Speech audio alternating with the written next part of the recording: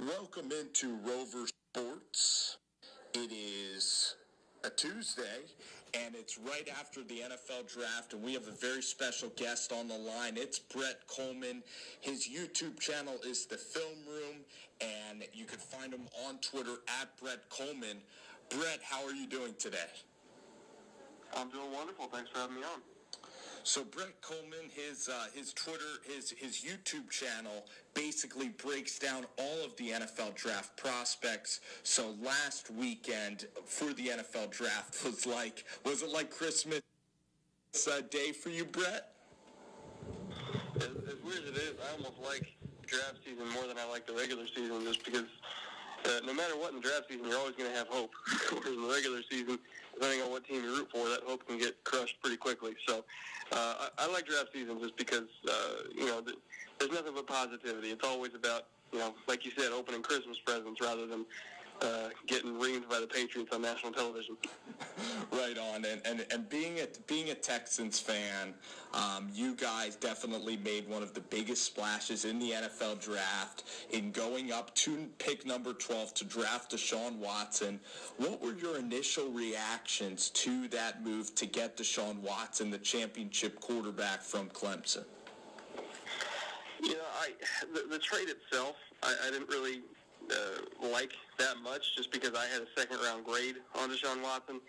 To me, he's Alex Smith, which isn't bad. I mean, Alex Smith is a good quarterback, but he's not a great quarterback.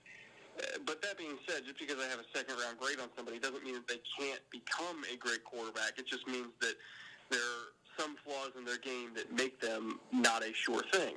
And, the lower round that a quarterback is taken, the more inherent risk that you feel is associated with that quarterback. So a second-round quarterback, it's not that they can't be great. It's just that there's more risk in taking them, and there's a lesser chance of them becoming great than, say, a slam-dunk first-round quarterback like a Jameis Winston or a Carson Wentz or Andrew Luck. So, if he becomes Alex Smith, that's perfectly fine, because all the Texans really need to be a Super Bowl contender is to have an Alex Smith type of guy at quarterback.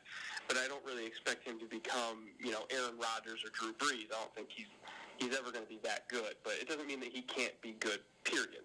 So I'm okay with it. I personally would have been more okay with it if they took him at 25 instead of at 12. But if they felt like he wasn't going to be there at 25, then you might as well go up and get your guy. Brett, when you mention Alex Smith, you immediately think of game manager, kind of a lower ceiling, can't make all of the throws, doesn't really put fear into defenses. When you look at Deshaun Watson's tape, do you see that he's kind of limited from an arm strength point of view like an Alex Smith? The arm strength is his biggest flaw to me. That's why I had him as a second-round pick. And the arm strength was what led to his inaccuracy on deep balls, because if you have to put every ounce of your strength just to get the ball downfield, you're going to have less control.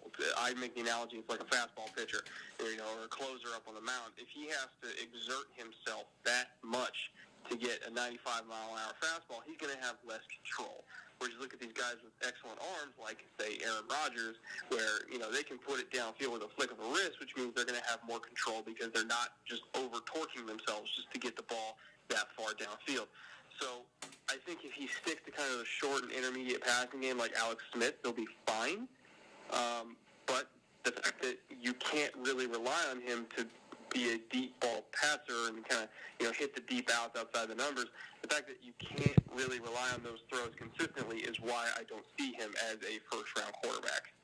When you look at the Houston Texans, do you think it's sometimes a problem for a quarterback that the team around them is so good that you basically say to these quarterbacks, you have one job and it's not to mess it up? You look at Ryan Mallett, he's a strong-armed quarterback, and he wasn't able to pick up the intricacies of a Bill O'Brien system. Why do you think it's been so difficult for Houston to maybe find that quarterback? And is it because their job is to not throw interceptions, and they're told just don't make mistakes rather than maybe be a playmaker? As we've gone on, I've kind of come to the conclusion that quarterback success in Houston is really determined by how well you get along with Bill O'Brien. The most successful quarterback under Bill O'Brien in Houston was Ryan Fitzpatrick, from a pure numbers and effectiveness standpoint. They were looking for an upgrade. They brought in Ryan Mallett, who had all the talent in the world, definitely more talent than Fitzpatrick, and I think he was a better decision maker than Fitzpatrick. Had some accuracy concerns, but the reason why Mallett didn't work out was more so the fact that he didn't get along with Bill O'Brien. There was a lot of infighting in the locker room among those two. There was tension. O'Brien wanted to release him after he missed his flight. He missed practices. He overslept. There was a lot of tension between those two, and I think that contributed more to his problems on the field than anything else. And then they brought in Brock Osweiler, who never met with Bill O'Brien before they brought him in, so they didn't know each other, just threw a whole bunch of money at him, and again, after he was traded, a whole bunch of reports came out that said their relationship was not very good. And, it's hard to improve on the field if your relationship with your coach off the field isn't very good in the first place. So I feel like the reason why Bill O'Brien wanted Deshaun Watson so bad, he might not be as physically talented as Osweiler, definitely not as physically talented as Mallett, but they got along very well, and they worked very well together in their short meetings at the combine, and when they flew him in and he stayed overnight. The fact that they established that relationship so quickly and they made such an impact on each other, I feel like, to me, that's a better indicator of being able to be successful in Houston than anything else, because if you can work with Bill O'Brien, you can be a good quarterback here. And Deshaun Watson, to his credit, can work with Bill O'Brien. We're talking to Brett Kollman here. You can find his work on YouTube if you just search Brett Kollman or the Film Room. He breaks down all the NFL prospects and does in-depth analysis on several of the guys. Your friends in the AFC South, Tom Coughlin and David Caldwell in Jacksonville, and Chris Ballard of the Indianapolis Colts, they really had very specific drafts in terms of their needs. How do you think the Jags and the Colts fared in the 2017 NFL Draft? Well, the Colts needed secondary, and they got secondary. I can't believe that Malik Hooker fell to 15. I mean, that was one of the steals of the whole draft. Getting him that late, I thought he was a top 6 or 7 talent at minimum. So getting him that late was amazing. He's going to be the free safety for a decade. I think he's going to be a Pro Bowl and All-Pro player there. Quincy Wilson, they got him in the second round. I felt that was about the right value for him. So he's going to be that kind of long, competitive press corner across from Vontae Davis. And now they're going into the season with, instead of just Vontae Davis and a decent Clayton Geathers as their only secondary players they can bank on, now they've got Vontae Davis, Quincy Wilson, and Malik Hooker, and Clayton Geathers as their starting 4, and that's a pretty good young secondary there. So very good job by them.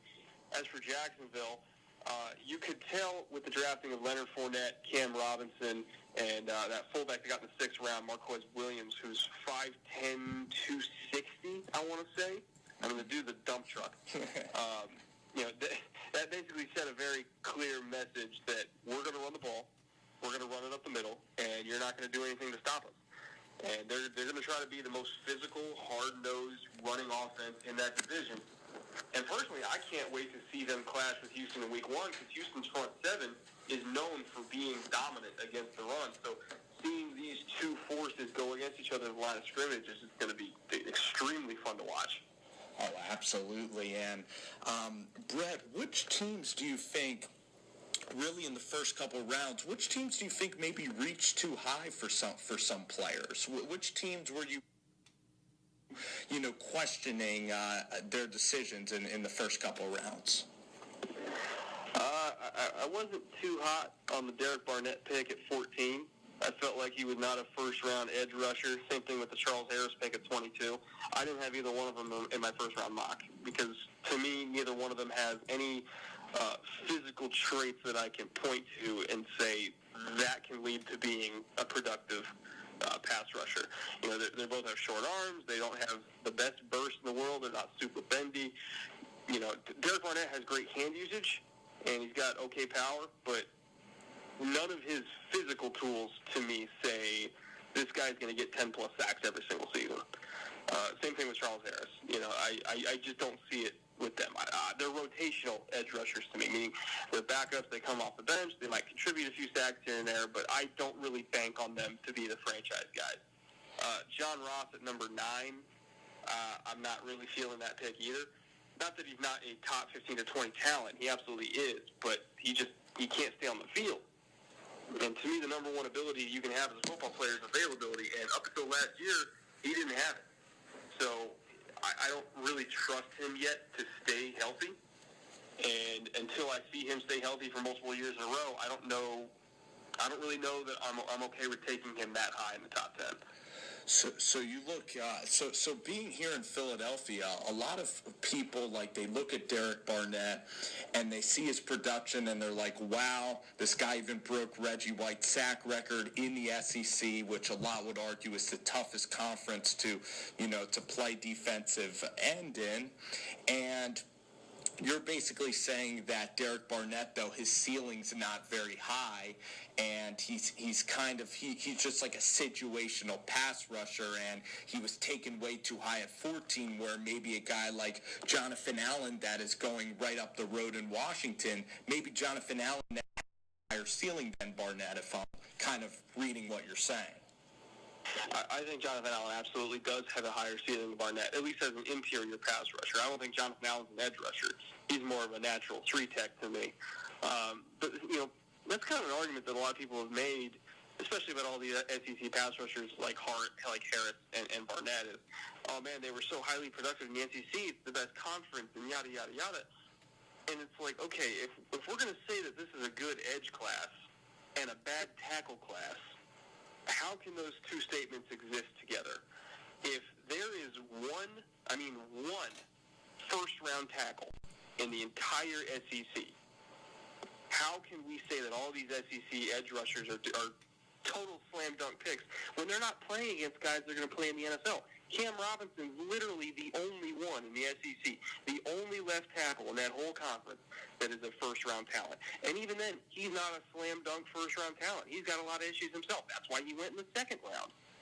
So, Derek Barnett was super productive, but he's not playing against anyone.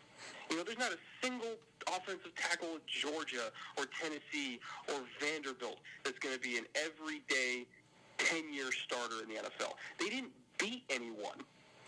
Derek Barnett got Cam Robinson once because he anticipated the snap count. It wasn't that he exploded off the line and threw a good move and bent around the edge.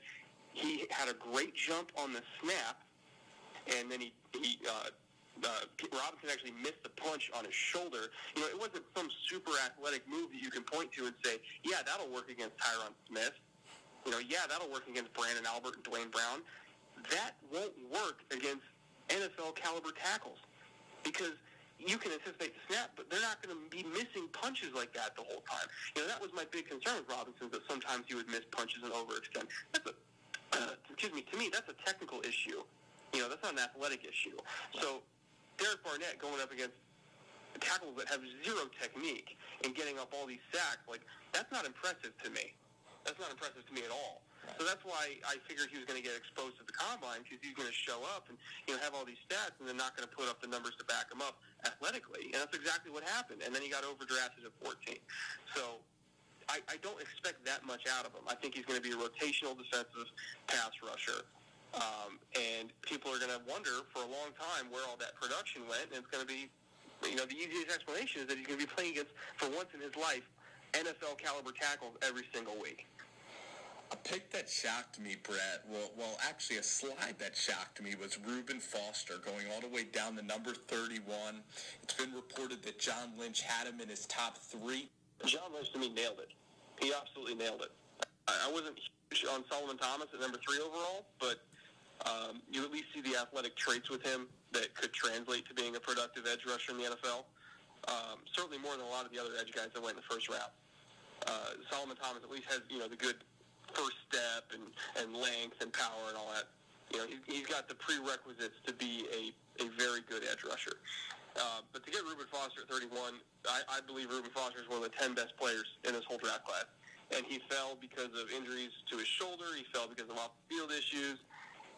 But still, getting him that late And I think that is an absolute coup on the level of Malik Hooker in terms of getting Reuben Foster that late is on the level of getting Malik Hooker at 15. He's going to step in that locker room, be mentored by Navarro Bowman. He's going to be playing against a defensive line of Solomon Thomas, DeForest Buckner, and Tariq Armstead. So he's never going to be blocked ever for the rest of his life because all those guys are going to be taking on double teams. He's going to be able to just flow fast and aggressively and cleanly to the ball like he did at Alabama and make a whole bunch of plays. That's a fantastic pick to me. So hats off to John Lynch. They had, I think, the best first round out of anybody except for Cleveland. So if I was a 49ers fan, I'd be stoked. Brett, when you look at Jamal Adams, are you a little disappointed that he ended up going to the New York Jets where they're just so void of talent? Not necessarily, because I feel like he's one of the guys that can kind of help turn that franchise around, because not only is he a good player, but he's a good leader. And that team is in desperate need of a culture change. And there's only a few players in this class that I think can single-handedly bring that, and Jamal Adams is one of them. So, if anything, it was good for Adams because he's needed there more than most other teams. You know, his off-the-field leadership is needed in that locker. He's going to be very successful there. What did you think of the San Diego Chargers? I believe you had Dan Feeney, the guard from Indiana, going in your mock draft first round. And the Chargers, they get Forrest Lamp, they get Feeney and Mike Williams. It seems they're making a push here with Phillip Rivers. They're not really in rebuilding mode, quite like I maybe expected them to go. Yeah, their first three picks, Williams, Lamp, and Feeney, I had all in the first round. Lamp, to me, is an equivalent prospect to Zach Martin. I think he's going to be an all-pro guard at some point. Dan Feeney, I think, is going to be an excellent left guard for them. Not as good of a run blocker as Lamp, but he is a good pass protector. He played right tackle last year at Indiana, but he started his career blocking for Tevin Kollman at guard. So he can play either position. I think he's going to be a natural fit at left guard for them. And then they got Desmond King, who I had as a second-round pick. They got him in the fifth to be their free safety of the future. All in all, it's just every single round they got value.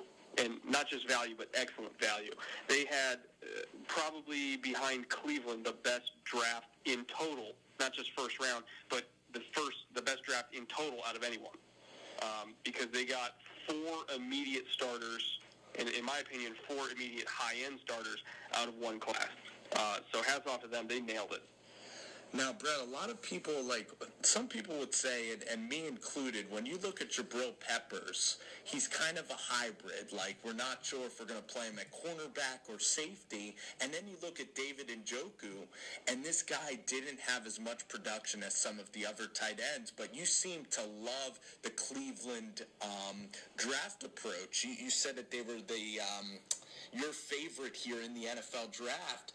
And do you just think that the potential is so great that you end up loving these guys? You think that they're really going to hit, even though on the surface they might just seem like flyers? Yeah, I definitely think Peppers and Garrett are among the safer picks that they've got. Njoku is a little bit more of a flyer, but his upside is so high. And I do like Hugh Jackson as a coach. I feel like Hugh Jackson gets the most out of him. So, like I said, Cleveland was my favorite first round out of anyone. All three of those players I expect to contribute early, especially Garrett and Peppers. And then they came back in the second round and got Deshaun Kaiser, who was my only first-round grade at quarterback. So their first four picks were excellent picks. I think Kaiser's probably not going to contribute this year. But he definitely has potential to contribute next year. And keep in mind, they also got a first and a second-round pick next year out of this draft if they feel like Kaiser isn't coming along as far as they want to, or if they feel like, Sam Darnold is just a guy they cannot pass up on, even with Kaiser in the building. They have the ammunition to move up or down all over the draft board to go get their quarterback in the future if they want to. Brett, thanks for taking the time joining us on Rover Sports. I just have one final question, and I just was wondering, these two quarterback prospects, Mitch Trubisky going to the Bears at number 2. He only played 13 games in college for North Carolina, and Patrick Mahomes, an aerial raid, really strong-armed quarterback who some would like to see pan out like Brett Favre. Do you think that these guys are going to be productive starters in the NFL, and what do you think about these two quarterbacks taken in the top 10? Well, they definitely won't be productive starters this year. Neither one of them is ready to play. Definitely not even as ready as Deshaun Watson. I didn't have either one of them as first round picks, just like I didn't have Watson as a first round pick. But I at least think Watson is closer to playing than both of those guys. Mahomes might not be ready for 3 years because there's never been an air raid quarterback in the history of the NFL that has been successful coming out of the air raid. Like, it just doesn't happen. So he's got a lot of work to do. I mean, Case Keenum is the closest thing that the air raid has ever produced to success. And that's Case Keenum. So, like I said, he's got a lot of work to do. Mitch Trubisky, he needs to sit all season behind Mike Glennon and maybe check him out in 2018. But he's nowhere near ready. So I wasn't really jiving with either one of those trades. Like, I understand if you feel like you have your guy, you need to make a move and go get him. But I don't really agree with the evaluation that either team had. Brett, thank you so much for joining us, man. We'd love to interview you anytime, and thanks for joining Rover Sports.